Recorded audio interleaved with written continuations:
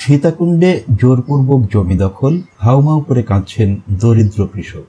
মোহাম্মদ জয়নাল আবেদিন, সীতাকুণ্ড।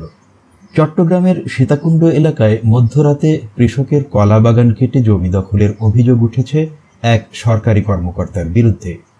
ভুক্তভোগী পরিবার আইনের সহায়তা চেয়ে সীতাকুণ্ড মডেল থানায় লিখিত অভিযোগ দায়ের করেন। ১ সেপ্টেম্বর রবিবার উপজেলার বারুবকুণ্ড ইউনিয়নের ৩ নম্বর ওয়ার্ডের মান্দারিটোলা গ্রামে জোরপূর্বক জমি দখলের ঘটনা ঘটে। এ ঘটনায় দখলকৃত জমি উদ্ধার ও গ্রেফতারের দাবিতে ৩ সেপ্টেম্বর মঙ্গলবার কৃষক ও ভুক্তভোগী পরিবার মানববন্ধন করেন। অভিযুক্ত আলতাফ হোসেন উপজেলা পরিবার পরিকল্পনা বিভাগের পরিবার পরিকল্পনা পরিদর্শক ও মান্দারিটোলা গ্রামের নূর সোলাইমানের পুত্র। অসহায় কৃষক রফিকুল বলেন,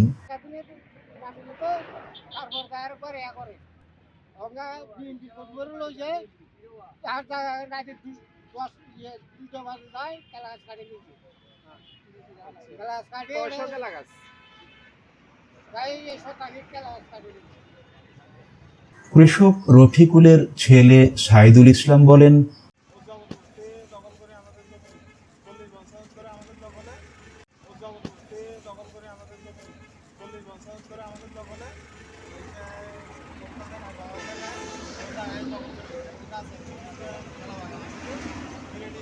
এ বিষয়ে জানতে চাইলে আলতাফ হোসেন বলেন, এসব মিথ্যা অভিযোগ, আমার বিরুদ্ধে ষড়যন্ত্র করা হচ্ছে এবং আমাকে ফাঁসাতেই মানববন্ধন ও অভিযোগ এসব করা হচ্ছে।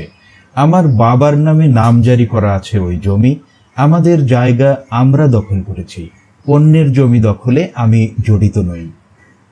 News desk, Bangladesh news today.